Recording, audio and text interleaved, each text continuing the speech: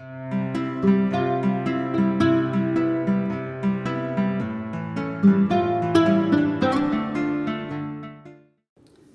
my name is Amy. Welcome back to my channel. Today's video is going to be the second piece of the late 18th century Tinkerbell costume, and it is the petticoat. Now, she will have an under petticoat which goes over her chemise and under her stays, but she also has two petticoats that go under her gown. And you'll understand that once we get the second petticoat done. But this first petticoat is an ivory color, and it just has a cute little ruffle at the bottom, just as a little extra accent. This petticoat is a wreck. So I made so many mistakes. It turned out okay, and the mistakes are never going to be seen by anybody but me. But I'm going to show them to you because I figured after 40 years of sewing, if I can still make silly mistakes, then somebody might appreciate knowing that. So as with all of my other 18th century petticoat videos, the petticoat itself is pretty simple. It's a front panel and a back panel pleated down to the waist size. But like I said, there are mistakes, and I will get into that further on in the video. So with that, let's get sewing. Since this project is a quick turnaround for me, I had intended on sewing the entire thing on my machine. But I needed a hand sewing project to work on while I sat with my daughter while she was in recovery from surgery. So I started hemming each of the ruffle pieces by hand. Once we were home and I was able to be in my sewing room again, I continued to hem them by hand. And at this point I was watching Marty from Scraps and Sequins, enjoying one of her live vlogs, and just working on hemming the ruffles. The ruffles are made out of, it's one ruffle, and it is made out of 6 lengths of fabric, 3 inches tall, and the width of the fabric. Took a while to hem, but it was worth it, I think. They look great. Once I was done hemming the ruffle pieces, I marked the concave curves that I wanted to cut out of the top of each of the petticoat pieces, the front and the back. And so I did that by marking the longest depth I wanted to cut out of the center and then angling it towards the edge. This is mistake number 1. Once the back piece was done, I went ahead and started marking the 3 inches that I wanted to cut off of the bottom of the front petticoat piece, and I got that marked and ready to cut. This is mistake number 2. I also marked the concave curve for the front petticoat piece. This is mistake number 3. So once I had all those cut, not realizing I had made mistakes yet, I went ahead and started assembling the petticoat. This is making me cringe right now, just knowing that I'm going to have to reattach that piece in. And after I realized my mistake, I went ahead and reattached that 3-inch piece I cut off the bottom of the front panel. And when I did this, I just swapped the 2 panels so the front became the back and the back became the front. And that way this extra seam and little bit of piecing is mostly hidden in the costume, and nobody but me will see it.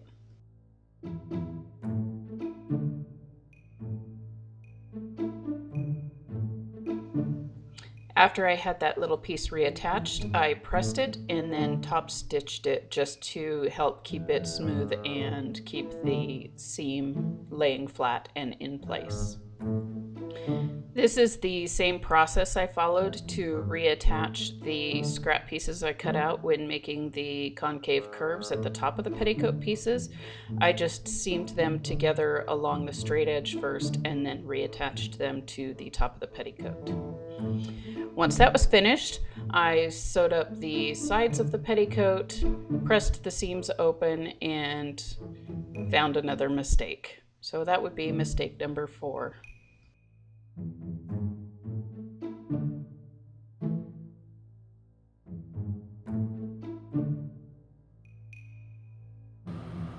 So I've been going gung-ho on this petticoat for my historic Tinkerbell project.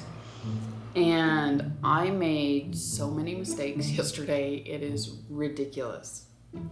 I'm used to making 18th century petticoats that go over pocket hoops or panniers, so your side lengths of your petticoats need to be longer than the front and back lengths, and you achieve that by cutting a curve out of the top of each petticoat piece, a concave curve. Tinkerbell that I'm working on will be sitting on this butt pad. So the fabric for this petticoat needs to be almost the same length on the sides and the front and longer in the back. But that didn't occur to me until after I'd already cut it like it was a petticoat to go over pocket hoops. So the front piece of my petticoat became my back when I had to replace the bottom 3 inches that I had cut off.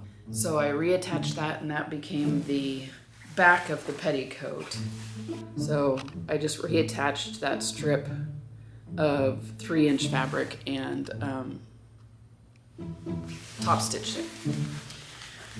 Well, then I realized that I still had a concave curve at the top of the back piece when it should have been a convex curve. So I took the 2 scrap pieces I cut off of each of the pieces of, so I cut 1 piece of scrap off of each piece of petticoat when I made that convex curve. And so I took those and I sewed them together along the straight edge, and then I reattached them to the, again, back piece of the petticoat, and then top stitched them down as well. So now, I don't know if you can see it, it has a slight convex curve. Also now, that is what the top of the back piece of my petticoat looks like. I have been sewing for over 40 years. I can remember being really little, sitting on my mom's lap and having her run the pedal while I ran the fabric through the machine. And even with that much experience, obviously still crap happens.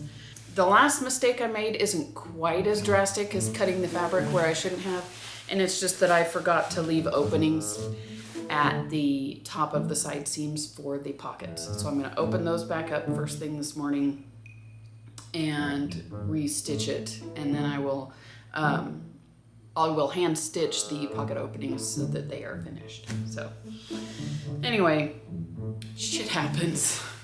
And of course, when you're least expecting it, or when you have the least amount of time to deal with it. In order to fix the lack of pocket slits, I measured each one down from the top of the petticoat piece to where I wanted the opening to end, marked it with water-soluble pen, and then I cut open the seam using my seam ripper. I then re-secured the seam below the opening with my sewing machine, and I just ran some extra stitching along the top of that seam just to protect it. And then I really quickly used a slip stitch to fell down the edges of the pocket slit just so that they would be finished nicely and lay flat.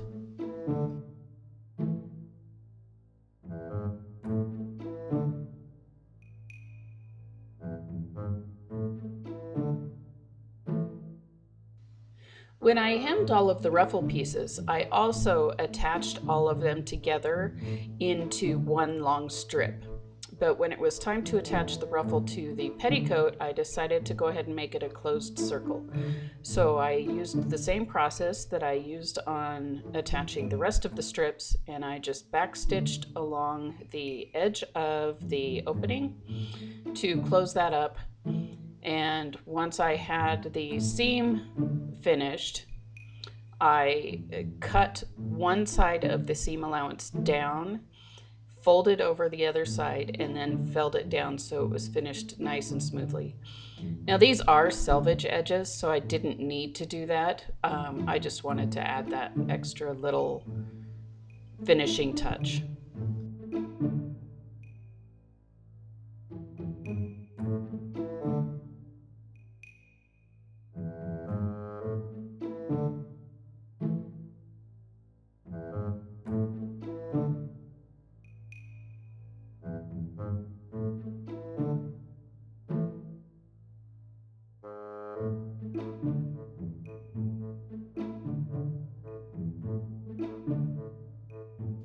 Once I finished sewing the ruffle into a continuous circle, I added 2 lines of gathering stitches to each section. There are 4 sections. I think I said 6 earlier, but there are 4 sections of ruffle, and I added 2 lines of stitching to each section so I could gather the ruffle down by section when it was pinned to the petticoat skirt.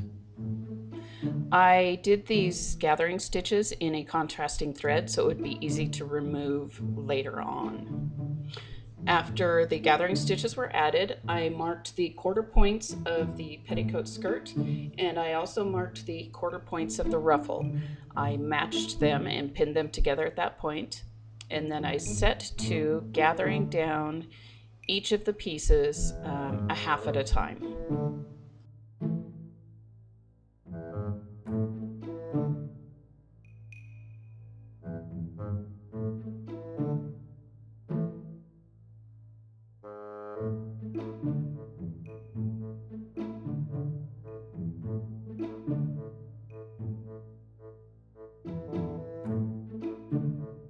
Once each section was gathered down, I pinned it in place securely, making sure that all of the little lumps and bumps were out of the way of the stitching line.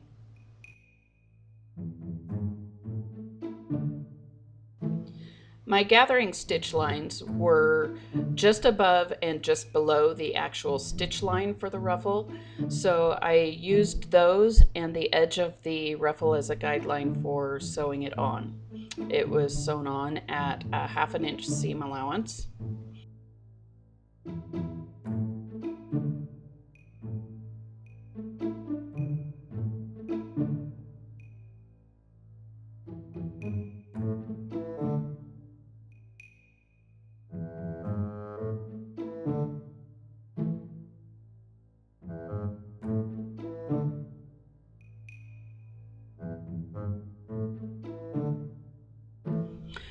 Once the ruffle was attached, I went ahead and removed all of the gathering stitches.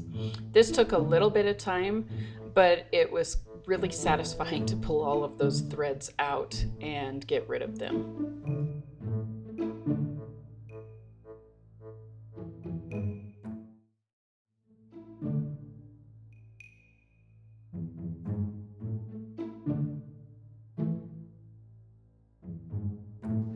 Once all the gathering stitches were removed, I pressed the ruffle seam allowance up towards the waistband of the petticoat, and then I top stitched it from the right side, just so that it was a consistent finish with what I had done with the repair pieces earlier.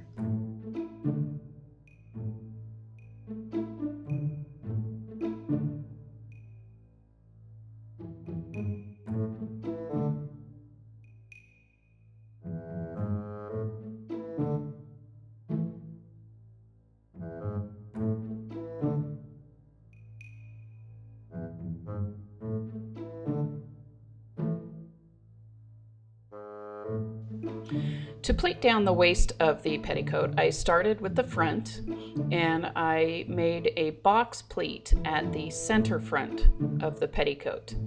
Once I had it in place, I made sure that I had pins going through all of the layers to make sure it was secure.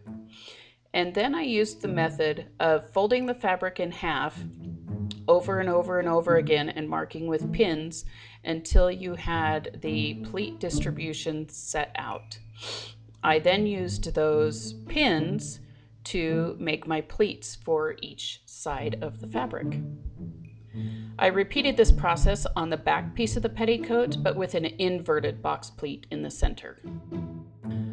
Once the pleats were basted in place, I found the center of the waist tape for each the front and the back, and I pinned that in place along the top edge.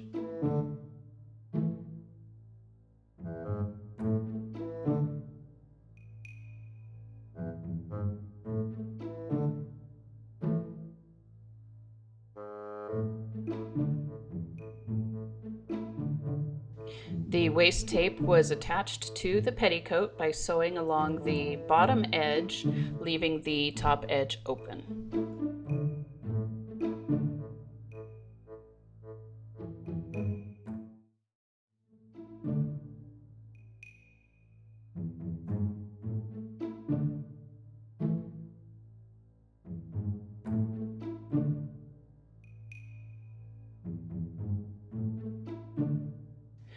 To finish the waist tape, I folded it to the inside of the petticoat, encasing it completely in the silk and pinned it in place.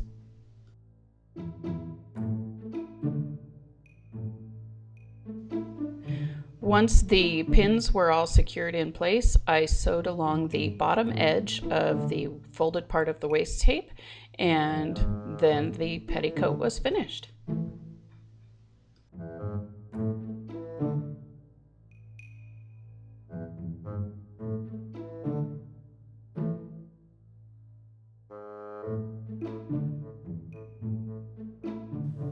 I hope you enjoyed this journey of me making this 18th century petticoat and trying to fix all of the mistakes I made.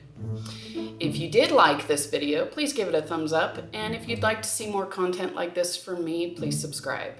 If you hit the little bell, YouTube will let you know every time I upload. Thanks for watching.